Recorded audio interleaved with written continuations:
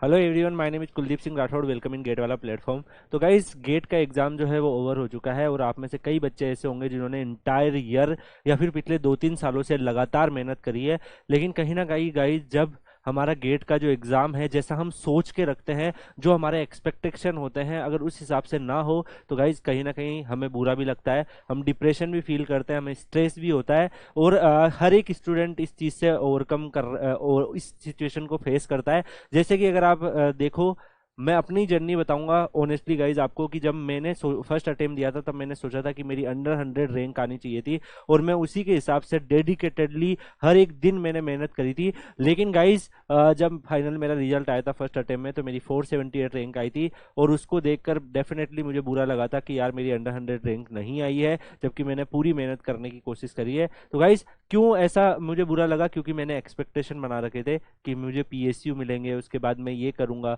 उसके बाद मैं ये करूंगा, उसके बाद मेरे ये है। मैंने अपनी पूरी लाइफ एक माइंड में सेट कर रखी थी। ऐसे ही है गाइज, अगर ये मार्क्स नहीं आएंगे तो मैं आईआईटी चला जाऊंगा। तो इस तरीके से हम थॉट प्रोसेस थे और मेरी जो फाइनेंशियल कंडीशन थी उसकी वजह से मेरा मेन एम यही था कि मुझे पीएसयू ज्वाइन करना था। जब वो चीज़ें मुझे लगी कि यार अब रिस्की हो गया, पता नहीं इस रैंक पे कॉल आएगा या नहीं आएगा, तो मुझे काफ़ी ज़्यादा डिप्रेशन फील हुआ। और ऐसी सिचुएशंस आप में से कई स्टूडेंट जो है गाइज फेस कर रहे होंगे। गेट में आपने कुछ ना कुछ टारगेट रखा होगा, अपने दिमाग में एक्सपेक्टेशन रखी होगी कि मेरे टॉप 100 रैंक लाना है, मुझे टॉप 200 रैंक लेके आना है, मुझे पीएसयू में जाना है। और वो जब एक्सपेक्टेशन टूटती है, अगर गेट एग्जाम अच्छा नहीं हुआ है, तो उस केस में हम लोग कहीं ना कहीं परेशान हो जाते हैं। लेकिन गाइज, यहाँ पर आपके पास दो ऑप्शंस अवेलेबल है। या तो आप परेशान होकर अपना टाइम वेस्ट करते रहो और फिर उस वजह से आप अपनी प्रिपरेशन को हार्म कर दो और आगे फिर जो आने वाली अपॉर्चुनिटी है उसमें आप पूरा मिसमैच करके आप वहां पर भी अच्छा नहीं कर पाओगे। दूसरा ऑप्शन आपके पास अवेलेबल है कि यार अब जो हो गया, उसको बदला नहीं जा सकता है। आपने मेहनत करी है तो आपको डेफिनेटली कहीं ना कहीं आगे सक्सेस मिल सकती है। तो मुझे कंटिन्यूटी बना के रखनी है, अपने जितने भी आने वाले जो एग्जाम है उनको फाइट करना है, जो भी अपॉर्चुनिटी है उसको फाइट करना है और हार नहीं माननी है। तो गाइज, दोनों ही ऑप्शन में से आप पे डिपेंड करता है आप क्या चूज करते हो। ठीक है, अगर आपको सफलता चाहिए लाइफ में, तो अगर कोई चीज खराब भी हो गई है तो आपके ऊपर डिपेंड करता है कि आप सफल बनने के लिए अपनी जो हार है, अपनी जो पराजय, आप अगर वर्ड बोले तो उससे आप कैसे ओवरकम करो। तो आपके ऊपर डिपेंड करता है। अगर आप चाहोगे कि मुझे जल्दी से जल्दी रिकवर होना है, तो उस केस में गाइज आपका काफी ज्यादा टाइम सेव हो जाएगा और जो अपकमिंग अपॉर्चुनिटीज है, डेफिनेटली उनमें से कुछ अपॉर्चुनिटीज को क्या पता आप निकाल भी लो। लेकिन अगर आप यूं ही बैठे रहे कि अब गेट एग्जाम खराब हो चुका है और अब मैं शायद कुछ कर नहीं पाऊं, सेल्फ डाउट आपके अंदर आता जाएगा कि मैं कुछ कर नहीं पा रहा हूं, पता नहीं क्या होगा, कैसे होगा। इन सब को सोचने के चक्कर में ही आप अपना टाइम को वेस्ट करते जाएंगे और आने वाले एग्जाम भी आपके खराब होने के पूरे चांस बन जाएंगे। तो आप लोगों को हारना नहीं है गाइस, जो हो गया वो हो गया। अब जितने भी मार्क्स आ रहे हैं, जितने भी मार्क्स आ रहे हैं, उसके हिसाब से आपके लिए क्या बेस्ट पॉसिबल ऑप्शंस हो सकते हैं उसके ऊपर आपको सोचना है। और उसके अलावा आपको इन चीजों पे भी ध्यान देना है कि यार मतलब मेरे पास कौन कौन सी अपकमिंग अपॉर्चुनिटी है। तो यार, गेट के एग्जाम में हर एक के कोई ना कोई एक्सपेक्टेशन होते थे। कुछ के हो सकते हैं मुझे 70+ चाहिए, हो सकता है उसके 40 आ गए, अब वो दुखी बैठा है। यार मैं आपको यही बताऊंगा, अब जो हो जितने भी आ रहे हैं उस चीज को एक्सेप्ट कर लो कि मेरे इतने मार्क्स आ रहे हैं और उस मार्क्स में मेरे लिए कौन सा बेस्ट पॉसिबल ऑप्शन बन सकता है। क्या मेरी फाइनेंशियल कंडीशन खराब है तो क्या मुझे एमटेक को ज्वाइन करके साथ में वापस कंपटीशन एग्जाम की प्रिपरेशन करनी चाहिए? अगर मेरी फाइनेंशियल कंडीशन थोड़ी ठीक है तो क्या मुझे पेरेंट्स से बात करके एक और ट्राई मारना चाहिए और इस साल जितने भी एग्जाम आ रहे हैं उनमें रिवीजन कर करके उनको फाइट करना चाहिए? ये सवाल का जवाब आपको खुद ढूंढना पड़ेगा। मैं आपको बस डायरेक्शन दे सकता हूं, आपको ही ढूंढना पड़ेगा कि आपको क्या चाहिए। तो गाइज, अब जो एक्सपेक्टेशन आपने बनाई थी वो हो चुकी है। जितने भी मार्क्स आ रहे हैं यार, अगर आपके बहुत अच्छे मार्क्स आ रहे हैं तो उस केस में डेफिनेटली आपके लिए कुछ ऑप्शंस बनेंगे। लेकिन कहीं ना कहीं आप में से कई बच्चे ऐसे होंगे, मेजोरिटी ऑफ बच्चे ऐसे होंगे जो दुखी होंगे कि यार सर, मैंने जैसा सोचा था मेरा एग्जाम वैसा नहीं हुआ है। तो गाइस, अब आपका ओवरकम करने का टाइम आ चुका है।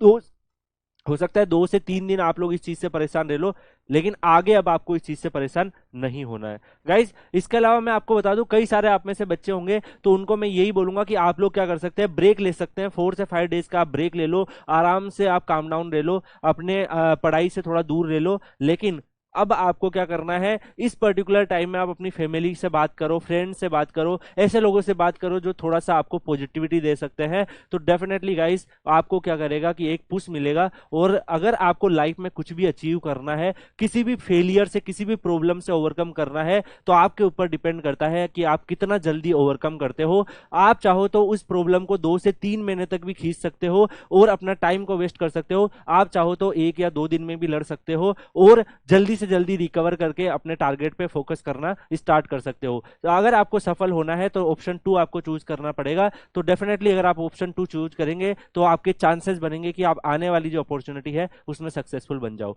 तो गाइज यहां पर अगर हम देखें तो आप में से कई बच्चों में को कंफ्यूजन होगा कि अगर आपने गेट की प्रिपरेशन करी है ना गाइज, तो डेफिनेटली आपने लेवल बनाया होगा। हो सकता है कि कुछ क्वेश्चंस आपके गेट में गलत हो गए, कुछ सिली एरर हो गए, 2 3 4 5 सवाल फंस गए जो आपसे हो ही नहीं रहे थे, उस वजह से आपके मार्क्स थोड़े जो आपने सोचा था उससे कम आ गए। तो गाइज अब क्या करना है, आपने अगर तैयारी करी है तो जो भी अपकमिंग अपॉर्चुनिटी है उस पर ध्यान देना है। यहां पर अगर आप देखोगे तो अपकमिंग अपॉर्चुनिटी में बार्क साइंटिस्ट ऑफिसर का आपके पास एग्जाम आ रहा है। इसके अलावा उसमें सीबीटी एग्जाम आपका होगा। तो आप में से कई बच्चों ने बार्क का फॉर्म भरा होगा, इस एग्जाम पर आप फोकस करना स्टार्ट करो। एसएससी जेई के एग्जामिनेशन कंडक्ट होंगे, आरआरबी जेई के भी थोड़े अनाउंसमेंट हुए उस वो कंडक्ट होने के चांसेस रहेंगे, आप उसमें ट्राई कर सकते हो, वो भी अपॉर्चुनिटी आपके पास अवेलेबल रहेगी। इसके अलावा आप देखो ये जो अपकमिंग एग्जामिनेशन है इसको टारगेट करो, क्योंकि आपने प्रिपरेशन तो कर रखी है। और मैं आपको बता दूं गाइस, आप लोगों को पता ही है गेट वाला के प्लेटफॉर्म पर मैं इतने सारे नोटिफिकेशन लेके आता हूं, ऐसा जरूरी नहीं है कि सारे नोटिफिकेशन गेट से ही है। कुछ नोटिफिकेशन ऐसे होते हैं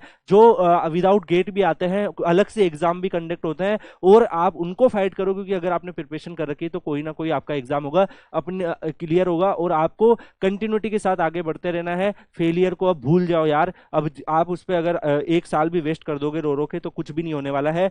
आपका मकसद होना चाहिए फेलियर से ओवरकम करके आगे बढ़ने का और लड़ते रहने का। अगर आप लड़ते रहोगे तो डेफिनेटली गाइस कहीं ना कहीं आपको जरूर सफलता मिलेगी यार। अपकमिंग अपॉर्चुनिटी पे ध्यान दो, जो हो गया उसको जाने दो। तो यहां पर अगर हम देखें गाइस, आपको ये भी पता होना चाहिए कि पीएसयू के रिक्रूटमेंट भी होते हैं। लास्ट ईयर भी अगर आप देखोगे HPCL, BEL, BHEL, AI, BML, BDL, RCFL, यहाँ पे अगर देखोगे ओआईएल, एचएल, सेल, बहुत सारे जो है उन्होंने डिफरेंट अपने एग्जामिनेशन कंडक्ट किए थे। विदाउट गेट भी इनके एग्जामिनेशन कंडक्ट हुए थे। इन अपॉर्चुनिटी पे ध्यान दो यार। अगर आपने गेट की प्रिपरेशन कर रखी है, अगर आप अभी भी अगर आपकी कुछ प्रिपरेशन में कमी है तो अपने रिवीजन को करो, उन वीकनेस को दूर करो। जो रिवीजन करके अगर अपनी वीकनेस को दूर करोगे तो अपकमिंग एग्जाम जो भी आएंगे, अपॉर्चुनिटी आएंगे, उसमें जरूर अच्छा करोगे। मेरी भी जब 478 रैंक आई थी तो मैं अपने एक्सपीरियंस से बता रहा हूँ, मैंने 2 से 3 महीने वेस्ट कर दिए थे ये सोच सोच के, और उसका मुझे आज भी रिग्रेट है कि मैंने 3 महीने जो यूजफुल चीजें मैं कर सकता था उसमें मैंने अपना टाइम को मिसप्लेस किया। तो वो चीज आपको नहीं दोहरानी है, इसीलिए मैं आपको बता रहा हूं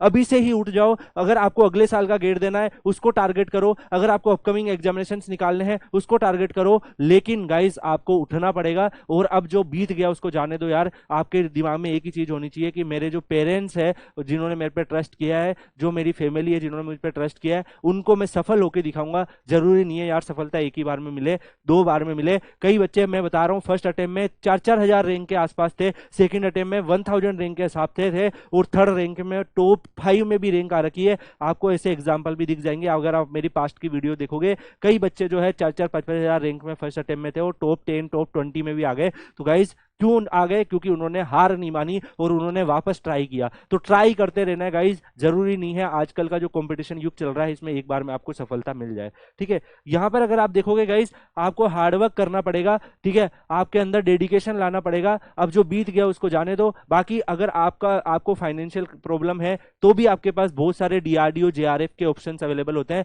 आज सुबह ही मुझे एक बच्चे ने मैसेज किया कि सर मैं फाइनेंशियली प्रॉब्लम में था, काफी पुअर बैकग्राउंड से में था, और मेरे गेट में जो रैंक थी वो भी 3000 के आसपास थी। आपने सर एक वीडियो बनाया था जिसमें आपने बताया था कि डीआरडीओ जेआरएफ में जाके भी गेट की तैयारी कर सकते हैं। सर मैंने डीआरडीओ जेआरएफ का इंटरव्यू दिया लोकेशन पे जाके और मेरा सिलेक्शन हो गया। तो गाइज मैं चाहता हूं कि आप में से कुछ बच्चे भी ऐसे ही निकले। आपको जो है वो आपके साथ जो कंडीशन है, टर्म एंड कंडीशन है, वो साथ रहेगी। अगर आप फाइनेंशियल कंडीशन में वीक है वो साथ में रहेगी। आपके ऊपर डिपेंड करता है कि आप उन प्रॉब्लम्स को सोच सोच के सोच लो कि मैं बाकियों से कमजोर हूं, या फिर आप उन प्रॉब्लम से लड़ो और डेफिनेटली गाइज सफलता सफलता की तरफ आगे बढ़ो। तो गाइज आप लोगों के जितने भी मार्क्स आ रहे हैं, अगर आप पोस्ट ग्रेड गाइडेंस से जुड़ना चाहते हैं, आप मुझसे जुड़ना चाहते हैं, आपके मार्क्स का बेस्ट यूटिलाइजेशन आप करना चाहते हैं, अगर आप गेट क्वालिफाई भी कर रहे हैं तो डेफिनेटली आपके पास कोई ना कोई ऑप्शन अवेलेबल रहेगा। उस केस में आप लोग मुझसे जुड़ सकते हैं, Kuldeep sir underscore PW Telegram channel आप सर्च करके, और वहां पर आपको कंप्लीट गाइडेंस देने दी जाएगी। इस चैनल पर एक प्लेलिस्ट भी आपको मिल जाएगी पोस्ट ग्रेड गाइडेंस सीरीज,